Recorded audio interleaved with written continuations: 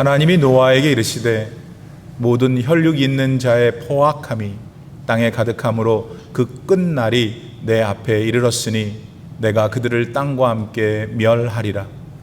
너는 구페르 나무로 너를 위하여 방주를 만들되 그 안에 칸들을 막고 역청을 그 안팎에 칠하라. 네가 만들 방주는 이러하니 그 길이는 300규빗, 너비는 50규빗, 높이는 30규빗이라. 거기에 창을 내되 위에서부터 한 규빗에 내고 그 문은 옆으로 내고 상중하 3층으로 할지니라. 내가 홍수를 땅에 일으켜 무릇 생명의 기운이 있는 모든 육체를 천하에서 멸절하리니 땅에 있는 것들이 다 죽으리라. 그러나 너와는 내가 내 언약을 세우리니 너는 네 아들들과 네 아내와 네 며느리들과 함께 그 방주로 들어가고 혈육 있는 모든 생물을 너는 각기 암수 한 쌍씩 방주로 이끌어들여 너와 함께 생명을 보존하게 하되 새가 그 종류대로 가축이 그 종류대로 땅에 기는 모든 것이 그 종류대로 각기 둘씩 네게로 나아오리니 그 생명을 보존하게 하라. 너는 먹을 모든 양식을 너에게로 가져다가 저축하라. 이것이 너와 그들의 먹을 것이 되리라. 노아가 그와 같이 하여 하나님이 자기에게 명하신 대로 다 준행하였더라. 아멘. 하나님의 말씀입니다. 할렐루야. 오늘 본문 말씀 속에 나오는 노아의 방주에 대해서는 다들 들어보셨으리라고 생각합니다. 그러시죠? 그럼 그 방주에 대해서 여러분은 지금 뭘 알고 계신가요? 또 여러분 자녀나 손주들한테 노아의 방주에 대해서 무엇을 가르쳐 주시겠습니까? 그건 답이 없네. 노아의 방주는 노아라는 사람이 약 120년이라는 기간 동안 지었습니다. 그렇게 배가 지어지자 땅에 40일 동안 비가 내내 내렸습니다. 그 비로 발생한 대홍수는 지면에 존재하는 거의 모든 생물들을 싹 쓸어버렸습니다. 그런 때에 방주 안에 있었던 노아를 포함한 8명의 사람과 각 쌍의 생물들만 유일하게 살아남을 수 있었으니까요. 그렇게 대홍수로 온 세상에 물이 가득했던 날들이 무려 150일이나 되었습니다. 그 날들이 다 지난 후에 노아는 방주 안에 있던 새들을 내보내 방주 밖으로 나갈 수 있는지 확인했습니다. 그리고 비둘기가 물어온 감람나무의 새로운 잎사귀를 보고 방주 바깥으로 나갔죠. 그리고 그렇게 나가 노아와 그 가족들이 한 첫 번째 행위는 하나님께 예배를 올려드린 일이었습니다. 그러자 하나님께서는 무지개를 보여주시면서 다시는 물로 세상을 심판하지 않으실 것이라고 약속하시게 됩니다. 그런데 이 사건 속에서 우리는 두 가지 간과해서는 안 되는 점들을 발견합니다. 그들은 뭘까요? 우선 세상 모든 사람들이 서로에게 너무 폭력적이다라고 말씀하신 다음에 그들을 심판하실 것이라고 하신 분은 하나님이시라는 점입니다. 절대로 노아 그 사람이 그런 게 아닙니다. 또 다른 하나는 심판을 위해서 방주를 만들라고 하신 분도 하나님이셨습니다. 게다가 그 방주의 크기와 재료에 대해서 꼼꼼하게 지시하신 분도 역시 하나님이셨습니다. 그때도 사람 노아는 유구무원이었죠. 이렇게 모든 방주 프로젝트에 대한 기획은 하나님께서 하셨습니다. 노아는 그분의 명령에 그저 묵묵히 순종했을 뿐이었어요. 그러므로 오늘 우리가 나눌 본문 말씀 안에는 당연히 우리 하나님의 마음이 잘 녹아져 있습니다. 바로 그 마음을 우린 오늘 알기를 원합니다. 바르게 깨닫기를 바랍니다. 그리하여 앞으로 그 심오한 영적 지식을 사용해서 우리 구주 하나님을 더욱 기쁘게 해드리기를 원합니다. 또 그런 삶으로 인하여 이 땅에 사는 동안에 더욱더 크고 놀라운 하나님의 은총을 누리기를 소원합니다. 그런 우리의 소원이 이 시간 우리 가운데 이루어지기를 진심으로 기대합니다. 오늘 본문 13절 말씀에 보면 방주를 만들게 하시고 홍수를 내실 수밖에 없으셨던 우리 하나님의 동기가 나옵니다. 여러분, 그것이 무엇이었죠? 그건 당시 사람들의 포악함이었습니다. 그 예를 들어보지요. 당시 사람들은 하나같이 다 의롭지 못했습니다. 강제로 남의 것을 빼앗기도 했죠. 그리고 약한 사람들을 잔인하게 짓눌렀습니다. 게다가 자기 욕심을 채우기 위해 속였고 성적으로 말하기 부끄러울 정도로 타락했습니다. 그리고 이런 일들을 거의 모든 사람들이 조직적으로 저질렀습니다. 이런 포악함은 소돔과 고모라 사람들이 행했던 것보다 훨씬 더 광범위했습니다. 그래서 하나님께서 홍수라는 방법으로 그 당시에 세상 전체를 심판하셨던 겁니다. 이런 점에서 볼 때 오늘 우리들이 살아가고 있는 세상은 어떤가요? 노아 시대보다는 덜 포악한가요? 만약 그렇지 않고 그때만큼 포악하거나 더 포악하다고 하나님께서 판단하시면 과연 이 세상엔 무슨 일이 일어날까요? 이 시간 우리는 하나님의 말씀 속에서 우리 자신의 내면을 봅니다. 또한 주위 사람들의 모습을 떠올립니다. 그리고 뉴스를 통해서 접하는 세상 모든 사람들의 삶의 형편들을 성찰해 볼 수 있는 기회를 가졌으면 좋겠습니다.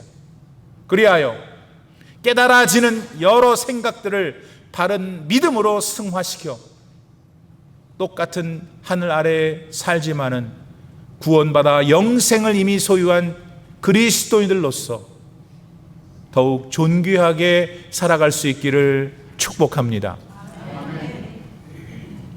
홍수로 세상의 포악함을 쓸어버릴 마음을 가지신 우리 하나님께서는 노아한테 하나의 방주를 만들게 하십니다. 그것도 매우 구체적인 청사진을 지시하면서 그러셨죠. 여러분, 이건 뭘 말해주는 겁니까? 지면에 존재하는 모든 것들을 멸하시려는 극도의 분노를 가지셨지만은 동시에 그 가운데서 구원하여 살려야 할 존재들에 대해서도 잊지 않으시고 구별하셨다는 얘기입니다. 그렇지 않습니까, 여러분? 세상을 다 심판하시려고 한다면 방주 따위를 만드실 이유가 무엇입니까? 다 죽이면 되는 거지. 그런데 우리 하나님은 그렇게 하지 않으셨습니다. 그리고 본문 19절 말씀에서 그 이유를 생명을 보존하게 해주려고 그러신다 하셨습니다. 게다가 그렇게 하실 것이라는 걸 하나님께서 하나님 편에서 먼저 약속을 하시지요. 18절 말씀에서 내가 너와 새 언약을 세우리라 하신 것이 바로 하나님께서 구별해 놓으신 생물들과 노아의 가족들을 살려주실 것이라는 약속이었습니다.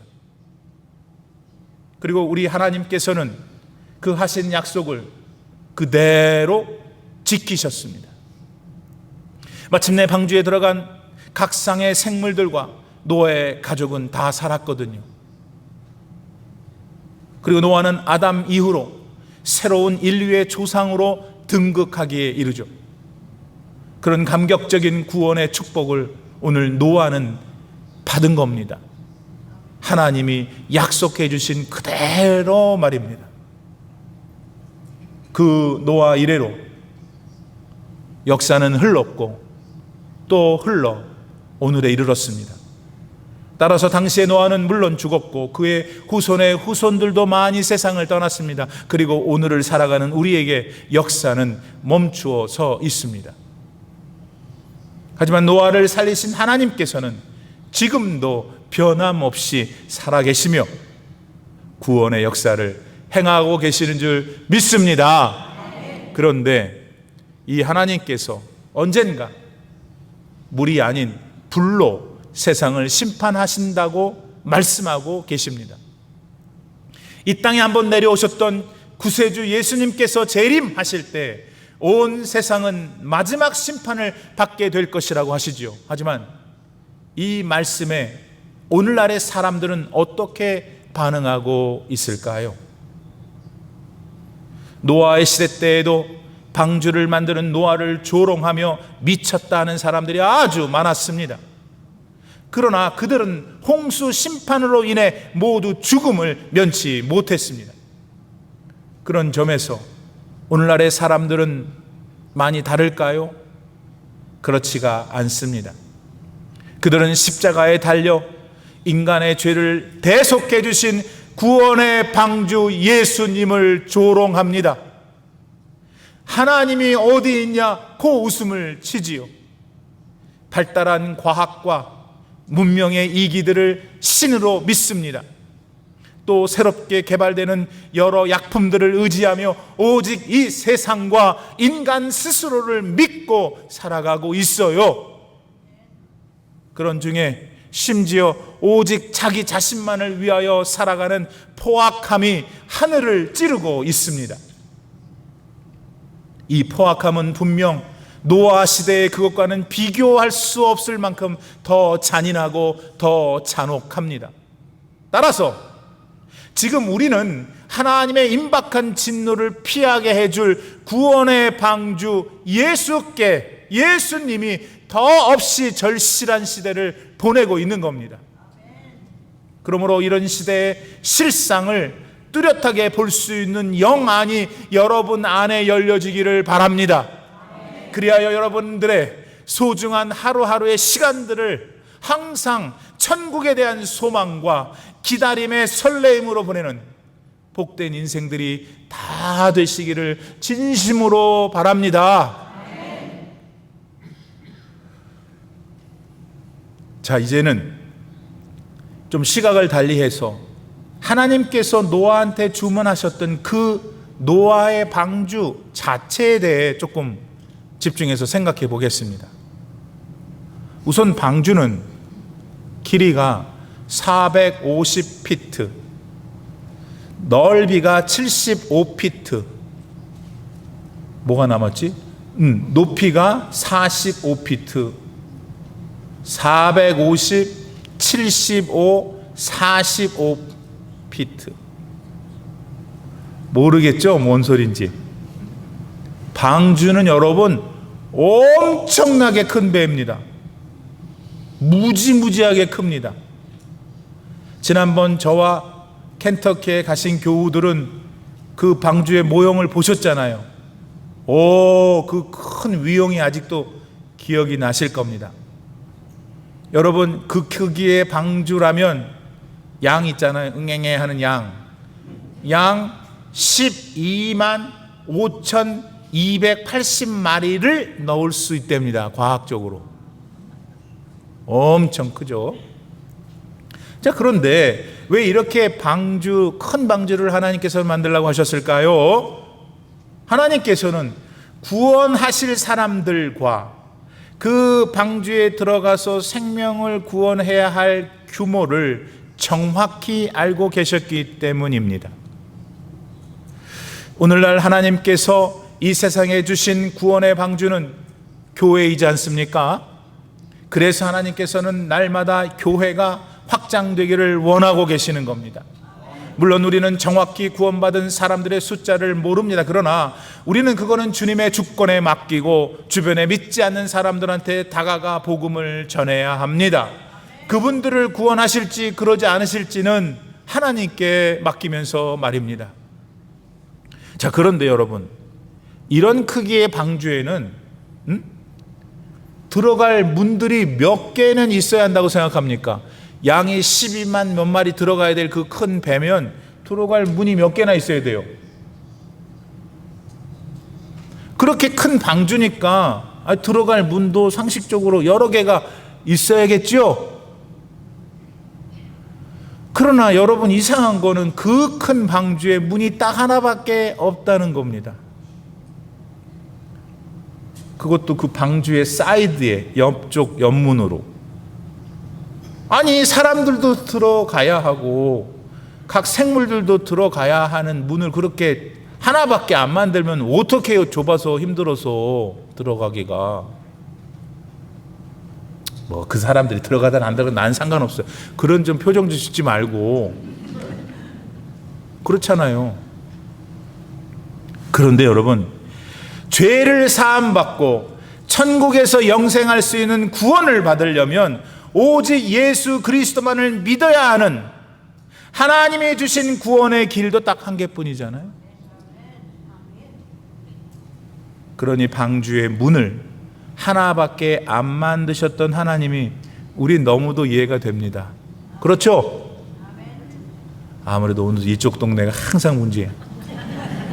여러분, 노아한테 방주를 만들라고 하신 분은 유일한 하나님이십니다. 그리고 그 하나님께서 이 세상에 친히 인간의 모습으로 내려오셔서 십자가에서 구원의 문이 되어 주셨습니다. 요한복음 10장 9절 말씀에서 예수님은 내가 문이니 누구든지 나로 말미암아 들어가면 구원을 받고 또 들어가며 나오며 꼴을 얻으리라. 때문에 구원에 이르는 다른 길은 절대 없습니다. 우리 동네에 있는 저 멋진 레이니어 산 꼭대기에 올라갈 수 있는 길은 여럿 있을 수 있죠. 그러나 구원의 길, 죄 사함 받고 영생을 얻는 길은 여럿이 있을 수 없어요. 딱 한 길, 예수님 하나님의 아들 뿐이십니다. 이 변할 수 없는 진리를 노아의 방주의 문에서 이렇게 우리는 새삼 발견하는 것입니다. 방주의 하나님이시나 십자가의 하나님이시나 다 같은 창조주 구원의 하나님이시기 때문입니다. 더 나아가서 하나님께서는 방주의 지붕 어딘가에 창을 하나 내라고도 하십니다. 16절 말씀에 나오죠. 아니, 그러니까 창도 딱 한 개예요. 그리고 그 요상한 곳에 두라고 하셨죠. 여러분, 창 그러면 이 방주의 경우 어디다 두는 게 가장 자연스럽겠습니까? 그거야 당연히 방주의 옆면이겠죠. 그렇지 않으면 밖을 내다볼 수 없으니 얼마나 답답하겠어요. 그런데도 하나님께서는 이상하게도 지붕 어딘가에 그것도 고작 한 46cm 18인치밖에 안 되는 자그만 창을 만들라고 하시니 알다가도 모를 일이라 이 말이요. 그 큰 배. 그런데 창의 원어가 히브리 말로 소하르인데 이 말의 의미를 알면 왜 하나님께서 창을 그것도 지붕에 딱 하나만 만들게 하셨는지 알 수 있습니다. 여러분, 이 소하르의 뜻은 빛입니다. 생각해보니 이 방주에도 당연히 빛이 필요했습니다. 그리고 그 빛은 옆이 아닌 위에 있어야 더 타당합니다. 하나님은 방주의 사람들에게 또 그 안에 있을 모든 생물들에게 오직 바라봐야 할 분은 하나님 한 분뿐이라는 걸 그 창의 위치와 그 창의 개수를 통해 말씀하셨던 겁니다. 이 방주 말씀에 대해 아주 달달 외우고 있었던 사도 바울은 골로새서 3장 1절 말씀에서 구원자 예수님을 이렇게 강조합니다. 그러므로 너희가 그리스도와 함께 다시 살리심을 받았으면 위의 것을 찾으라. 거기는 그리스도께서 하나님 우편에 앉아 계시느니라. 할렐루야. 여러분, 빛은 오직 한 분 하나님 뿐이십니다. 그 하나님은 옆에 있는 세상을 볼 때는 발견 못합니다. 하나님이 계신 저 위 하늘을 쳐다봐야 하지요. 그런데 지금 우리들 가운데 어떤 분들은 여전히 하늘을 쳐다보지 않아요. 오히려 세상에 속한 돈과 사람과 권세와 명예만을 넉넉히 쳐다보고 있어요. 그러다 보니까 그 인생의 건강한 생명의 기운이 순환하지 못하고 있는 겁니다. 방주 지붕에 작게 달려있는 그 창은 빛도 들어오지만 공기도 순환되는 기능을 했을 거 아니겠습니까? 그렇듯 오늘 여러분의 답답한 문제가 해결되고 건강하게 순환되는 싱그러운 인생이 되려면 예수님을 올려다 봐야 합니다. 그분께만 생명이 있고 그분께만 맑고 시원한 공기가 있기 때문입니다. 그러므로 이 순간부터 세상에서 시선을 돌려서 위에 계신 예수 구원의 하나님을 바라보시기를 진심으로 바랍니다. 자, 이상에서 우리는 방주의 전체 크기, 그리고 옆에 난 문, 그리고 지붕에 설치한 작은 창에 대해 살펴보았습니다. 그런데 이렇게 방주 외부의 모습 관련해서 하나님께서는 한 가지를 더 당부하셨는데 그게 뭔지 여러분 아십니까? 그건 본문 14절에 나오는 방주 바깥과 안에 역청을 바르라 하신 겁니다. 역청은 일반적으로 아스팔트나 송진 같은 그런 물질을 의미하죠. 그러니까 방수를 위해서 그런 걸 바른다는 건 새로울 것이 없는 뻔한 얘기일 수 있죠. 근데 그게 그것만이 아니라는 걸 여러분 오늘 배워야 합니다. 이게 무슨 말일까요? 역청을 뜻하는 히브리 말 고페르는 덮는다는 말에서 왔습니다. 곧 죄를 덮어준다는 의미인 것이죠. 한국말 구원을 영어로 번역하면 보통 세 가지로 번역합니다. Salvation, Redemption, 그 다음 하나가 더 있어요. Atonement.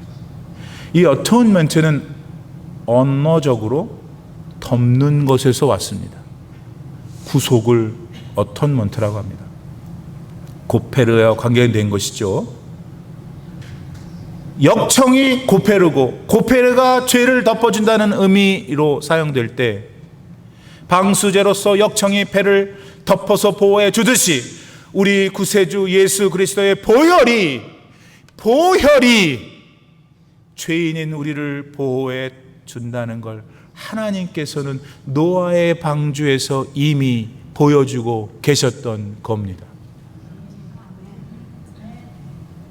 여러분, 방주 바깥만이 아니라 안에도 이 역청을 바르라 하셨습니다. 따라서 예수 믿고 구원받은 우리들도 날마다 우리의 심령과 삶의 행동 가운데 그리스도의 보혈을 드러내야 합니다. 이건 무슨 진짜 피를 내라는 말이 아니지 않습니까? 하나님의 말씀에 그 말씀을 마음에 새기고 바르고 그 말씀대로 실제로 생활하여 바깥에서 실천하는 것을 말하는 것입니다. 그렇게 해야 우리가 이 세상에서 온전하게 살 수 있다는 겁니다. 방주에 역청을 바르지 않으면 물이 새고 좌초할 수밖에 없는 것과 같은 이치죠. 그러므로 지금 여러분의 내면과 드러나는 삶에 대해 숙고해 보세요. 어떠세요? 제발 좀 생각해 보시라고요. 어떠시냐고. 주님의 보혈을 많이 바르며 살고 계십니까? 또 내일로 미루지 마세요. 아멘 해놓고는 또 아멘입니다, 내일부터 하겠습니다 하지 말라고. 지금 당장 여러분의 내면에서 결단해 보세요. 그렇게 살기로 다짐해 보세요. 그리고 역청을 겉에도 바르라 하셨으니까 여러분의 말, 입에서 나오는 말, 여러분의 행동 속에서 주님의 보혈을 나타내 보세요. 그럴 때 여러분 삶이 확 달라지게 되어 있어요. 얼마나 마음이 기쁘고 즐겁고 감사한 삶이 되는지 몰라요. 이런 신나는 인생 모두 되시기를 진심으로 바랍니다. 자, 이제 끝으로 방주 안으로 한번 들어가 볼까요? 하나님께서는 노아한테 방주 안에 대해서는 뭐라고 주문하셨던가요? 역시 14절 말씀이죠. 거기 보니까 방주를 하나님이 3층으로 나누래요. 몇 층? 3층. 글쎄요, 왜 그러라고 그러셨을까요? 뭐 단순하게 말해서 그곳에 들어갈 모든 것들이 질서정연하게 잘 들어가도록 하기 위해서 그러셨겠죠. 그러니까 하나님의 마음에는 방주에 들어가야 할 것들이 모두 넉넉하게 들어가야 하셨던 거예요. 그래서 3층으로 구원하시고자 하시는 당신의 모든 것들을 한 개도 빼놓지 않고 구원하시려는 하나님의 의지를 우리는 느끼지 않아요?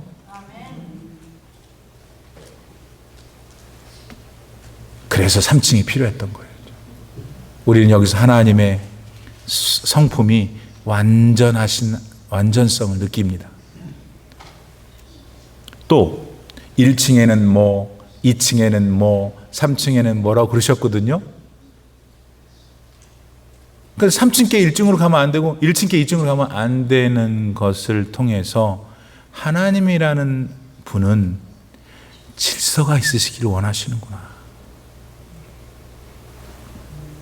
흥미로운 것은요, 글쎄 우리가 맨날 보는 거, 조금만 생각하면 느끼는 거, 하늘, 땅, 바다. 1, 2, 3. 하나님께서 훗날 이거 사건 이후에 이스라엘 백성들을 만나셨을 때 성막을 지으라고 그러시잖아요. 성막, 지성소, 성소, 뜰 3개. 그리고 하나님 존재 자체가 성부, 성자, 성령, 트라이언. 그러므로 지금 우리는 이렇게 표현할 수 있는 겁니다. 우리는 하나님을 만질 수 있어요. 아멘. 이 하나님께서 지금 여러분의 편이 되어주시겠다고 말씀하십니다. 믿습니까? 사랑하는 성도 여러분, 이제 노아의 방주에 대한 오늘의 얘기를 마무리하려고 합니다. 여러분, 지금까지 상세히 말씀드렸던 그 방주는 실제로 그런데 누가 만들었습니까? 사람 노아입니다. 그런데 여기서 우리가 가져야 할 질문 중 하나는 그 방주를 만드는 일에 임한 그 노아라는 사람의 태도입니다. 여러분, 노아는 어떤 태도로 이 방주를 만드는 일에 임했었습니까? 그 태도를 성경은 이렇게 말해줍니다. 22절. 노아가 그와 같이 하여 하나님이 자기에게 명하신 대로 다 준행하였더라. 노아가 지녔던 태도는 하나님의 말씀에 대한 순종이었습니다. 하나님이 하신 말씀을 듣고 믿고 그대로 했다는 말입니다. 여러분 아세요? 그랬기 때문에 하나님은 그런 노아를 의롭다고 하신 거예요. 그래서 구원하셨잖아요. 이제 가을이 시작되었습니다. 잘 들어보세요. 가을은요, 가을에 맞는 옷을 입으며 자신을 만드신 하나님께 순종할 것입니다. 그러면 그런 가을이라는 자연보다도 더 사랑하셔서 당신의 형상대로 지은 여러분들은 어떻게 하며 살아야 할까요? 그분의 말씀에 순종하셔야 합니다. 그래서 그 순종이 여러분을 의로움의 자리로 나아가게 해요. 그럴 때만 여러분의 소중한 인생이 앞으로 후회할 게 없는 가장 아름다운 인생이 될 수 있습니다. 그러므로 여러분도 저도 노아와 같이 순종하는 삶을 살아서 이 세상에 사는 동안에도 복을 받고 주님의 나라에 가서 영생하는 아주 귀감이 되는 인생들이 되기를 축복합니다. 여러분, 마지막 잠깐만 더 조금만 힘을 더 내세요. 나도 힘들어. 여러분, 노아의 방주는 무척 컸는데 생각해 보세요. 그 배를 움직이는 노도, 뭐 바람을 만드는 돛도 요즘 우리식으로 모타도 없었어요. 그럼 그 배는 어떻게 움직일 수 있었을까? 움직이긴 움직였는데 바로 천지를 지으신 우리 하나님이 그 배의 힘이 되어 주셨습니다.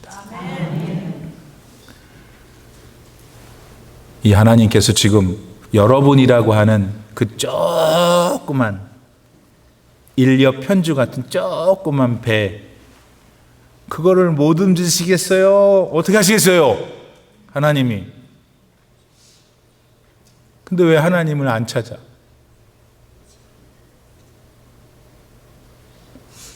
하나님을 찾는 믿음으로 남은 하반기도 순종하셔서 이 해가 나의 인생의 최고의 해 되시는 여러분 되기를 바랍니다.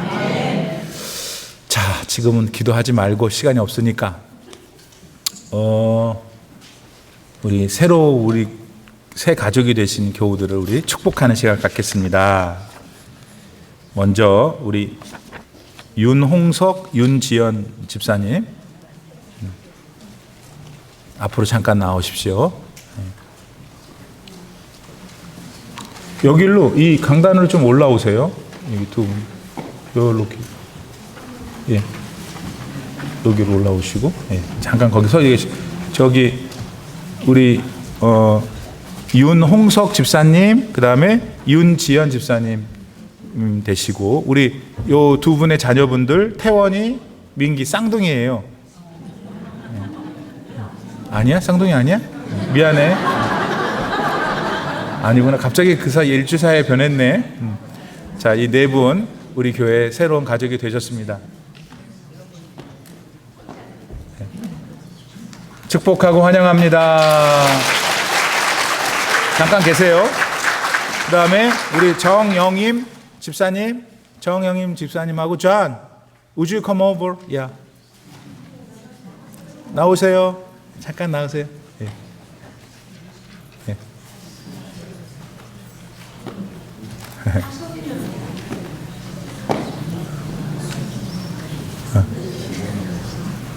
그러면 그걸 갖다 드리세요. 네.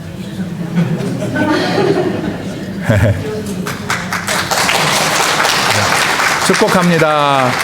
그 다음에 우리 최선희 집사님 잠깐. 네. 저기 또 나오기가 좀 어려우신가 봐요. 갖다 드리시고 축복합니다. 우리 하성윤 권사님. 네.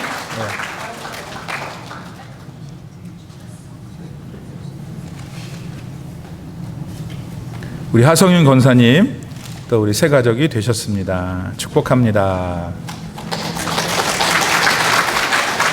그 다음에 매튜 오늘 못 왔어요? 오늘 매튜하고 우리 효민이도 다 우리 새 가족인데 오늘 무슨 일이 있었나 봅니다. 우리 잠깐 기도하겠습니다. 하나님 아버지, 여기에 계신 귀하신 분들 다 우리 올림피 하나장로교회 믿음의 식구로 보내주시고 새 가족이 되어 함께 신앙생활할 수 있게 해주셔서 감사합니다. 믿음이 자라고 하나님을 기쁘게 드리는 분들이 되어 이 교회를 통하여 많은 영광을 하나님께 올려드리는 복이 이 모든 분들에게 있도록 축복하여 주옵소서. 예수님의 이름으로 감사 기도드립니다. 아멘.